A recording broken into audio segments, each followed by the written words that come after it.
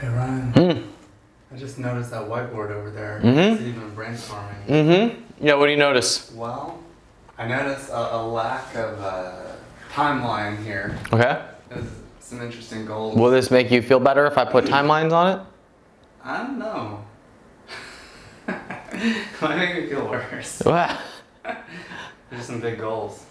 they're not big. They're just different. You think if Mark Cuban looks at these, he thinks they're big goals? No. They're just not normal to you. There's no such thing as big goals or small goals. They're just targets. So here's an interesting concept. So I took voice lessons when I was a little bit younger, and I had a teacher. I go on the low side of the range, if you will, and so I always had trouble getting hitting high notes. So I had this teacher. Her name was Carly. Hi, Carly. She would say, "All right, so you look at a high note and you try and hit it like this." She said, "What if you thought about it like you were trying to float onto it? You're trying to land onto it." She's like, instead of thinking of the high note, it's coming, and trying to hit it, think of the high note as just like falling onto it. And for some reason, that helped me out. And so when I was writing these on the board, I thought about that again, because it's like a 1 million person email list. That's only hard if you're like tensing the high note, right? If you're like 100 email list, right? But if you're just like falling onto it, because people have done it, a bunch of people have done it. So what's the difference? Know what I mean, C-Money? Yeah, no, it's good to have some clearly defined goals, especially the people. Like, there's steps we could take to make that happen. What do you mean, especially the people? Well, I guess it's all good, clearly defined goals, but like Ben Shapiro, Tim Ferriss, we can start, we can make that happen pretty soon, potentially. Yeah, so a little bit of a difference here. This is straight out of Cameron Herald right here. I've got these are my targets here. And then this is like my brainstorm. Wouldn't it be cool if, can you imagine if, and my thought is, this is the stuff that we'll throw out to the world, because somebody will be like, "Oh, I know Ben. Like, we can put you on Ben's show." Like, this is what's happening with Glenn Beck. I have a lot of connections with Glenn Beck, and pretty much as soon as we want to pull that lever, I think we could probably get with Ben's team. But like that's what happens. You just put it out. Somebody knows somebody that you provided value to, and it happens. Can I tell you a side comment, Chris? Yeah. So I'm gonna pretend the camera's not on. All right. I'm really starting to think about adopting a non-sales approach.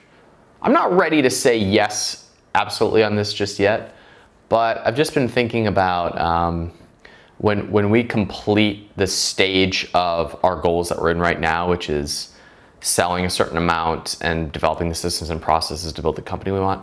I'm really thinking about taking more of like I don't want to feel like I'm selling anything ever. It's more like this is there if you want it. I want to retire from the direct response game. Yeah. It's one of those things where it's like,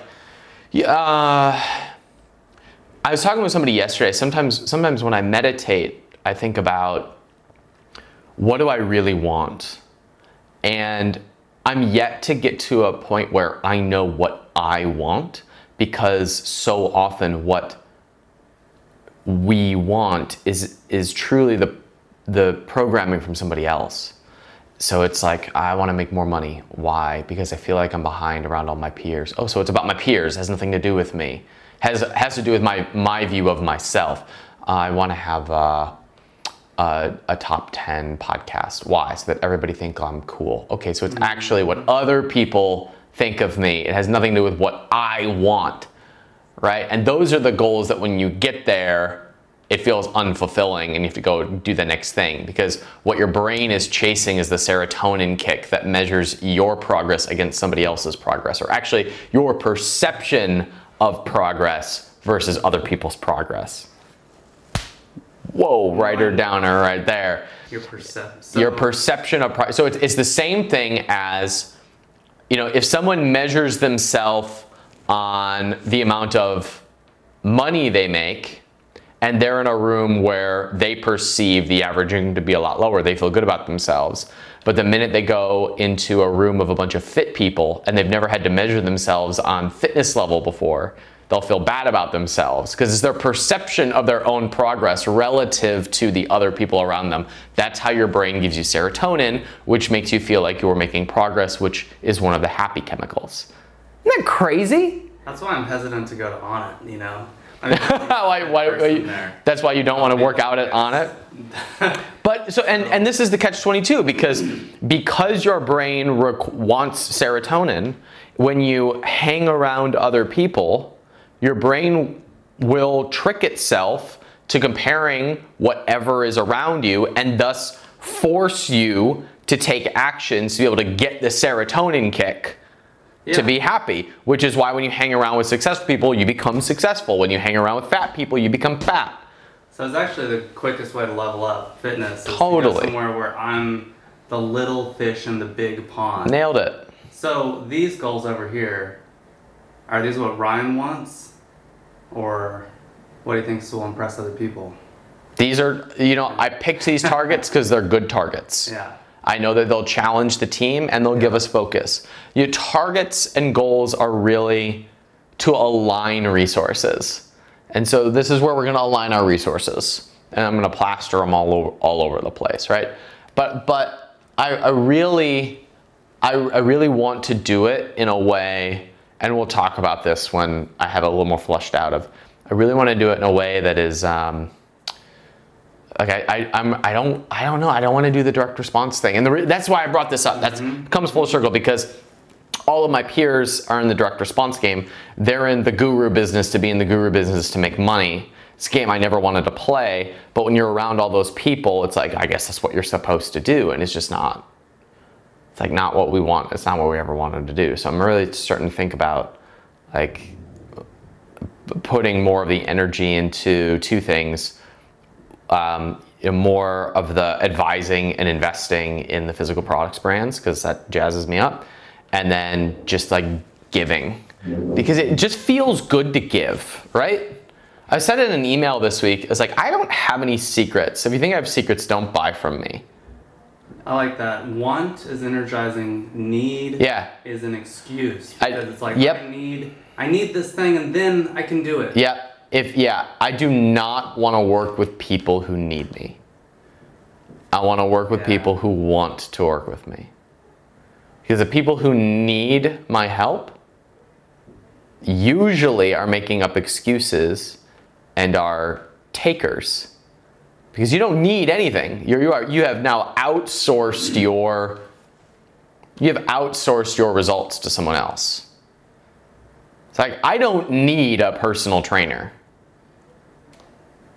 I know what to do. Yeah. But working with a personal trainer forces me to do the things that I would already do. Or forces me to do the things that I'm having a hard time getting myself to do. Yeah, that's good stuff. So anyway, all this to say, I'm really starting to desire taking just an I don't want to sell anymore approach. And there's still, like, we're still going to do, like, we will still sell things and we'll do it sustainably, but I just don't want to do it in a way where we have to feel like, what are we going to sell in order to, like, we're going to get to the level that we need to be to kind of shore up some errors we made in the last couple quarters. And then let's just build it, like, let's just enjoy it.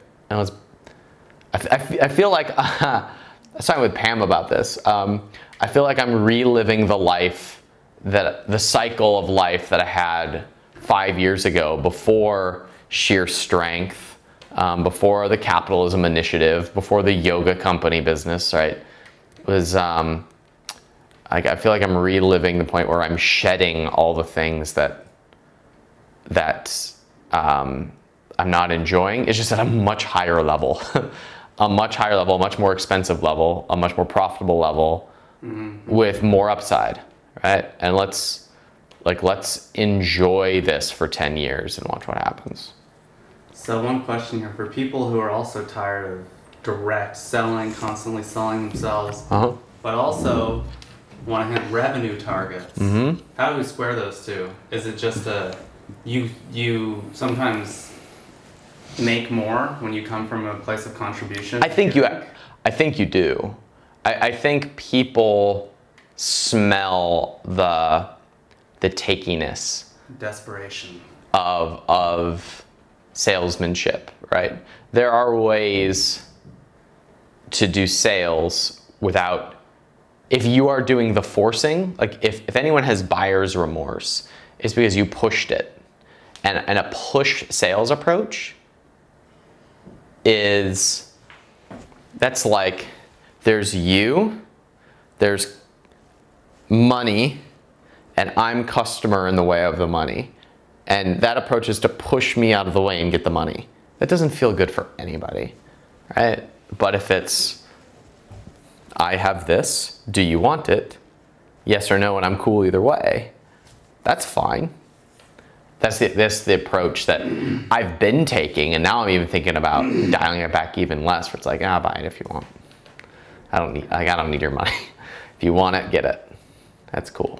Why are you so sick of direct response?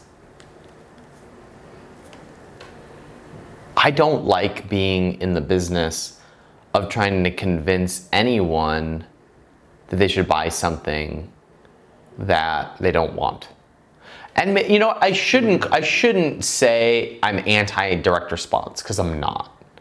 I think it's more of an internal feeling of when you know you're operating from a place of scarcity versus a place of giving. And I think what I'm really saying is I want to make that switch of operating from a place of giving, but all the time, and create sales approaches that keep me there. I think that's what I'm saying. That feels honest to me right now. Direct response can be that. I don't mean to poo-poo direct response. Like, for example, I really want to do this course. I've been sitting on it for like 4 years, but I just haven't had the capacity, called The Other Half. Because my mom used to drive around the rich neighborhoods when I was a kid, or when we were on the boat, and my grandparents had this old boat for like decades called the Seagoin, because my grandpa's name was Chuck Goins. And we would drive around and look at the lake houses. And my mom had this phrase that she would always say, which was, "This is how the other half lives." And I spent my life trying to figure out how the other half lives. And I figured it out. I'm in the other half now. But there's an other half to fitness. There's an other, like, I was at the NFL draft last week, Chris.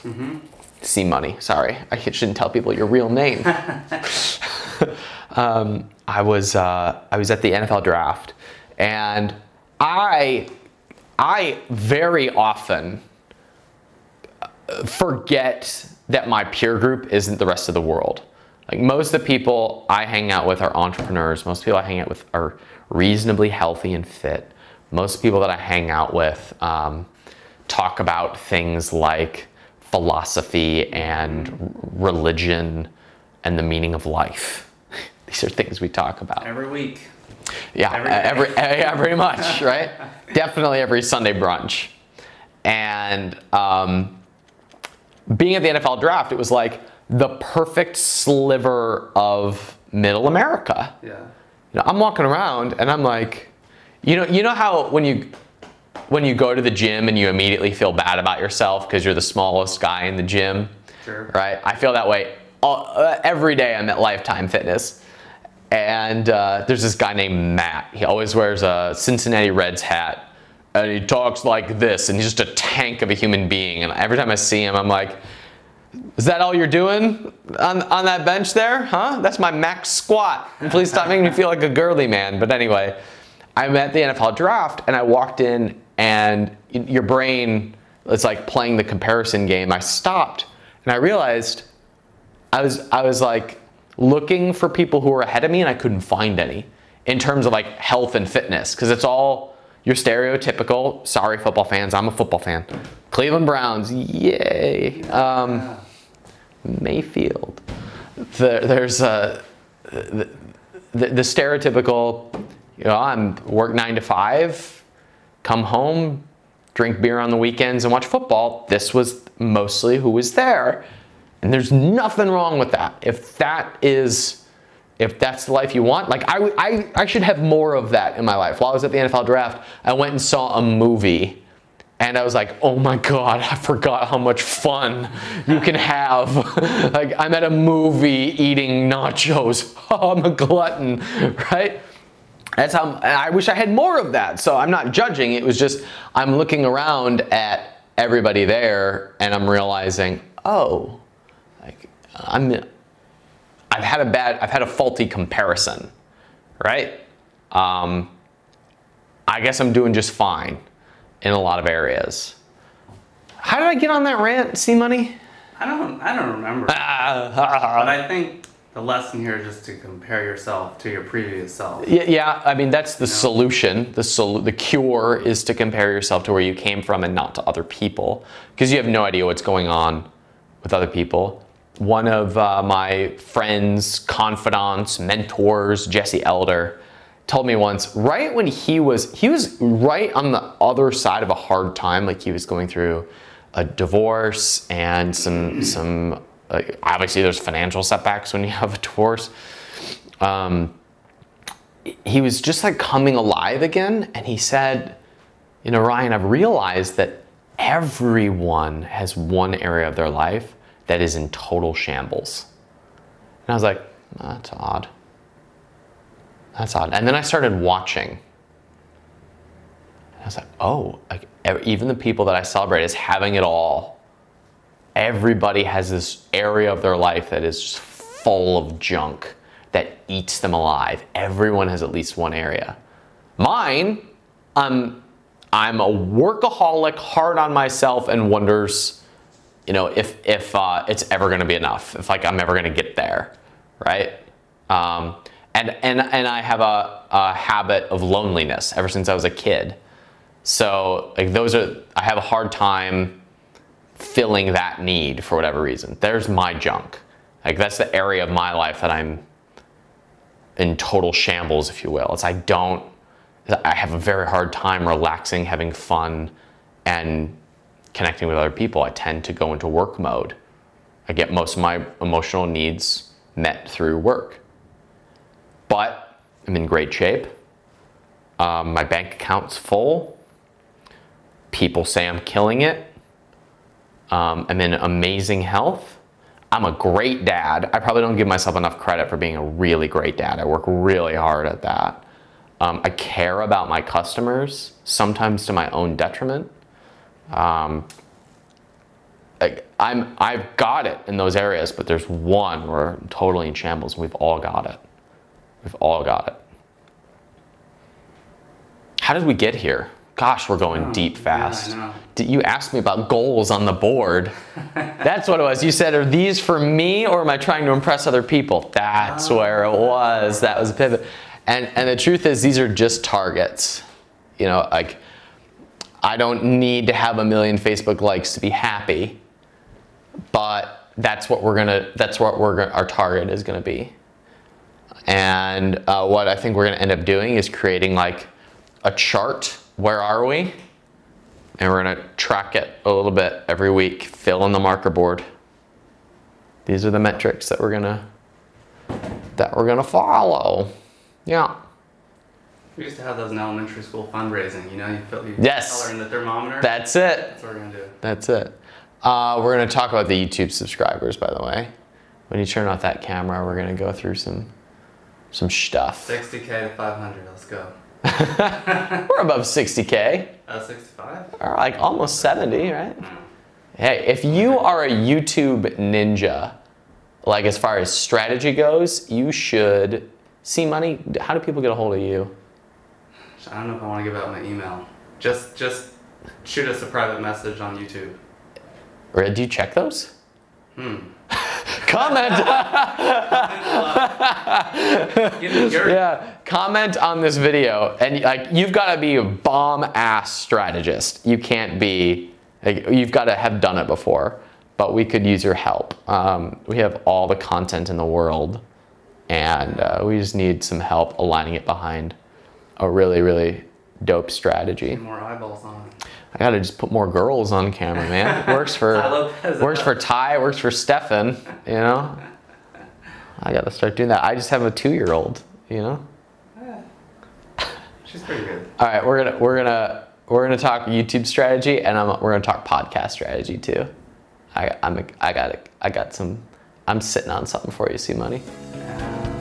Cut. Yeah.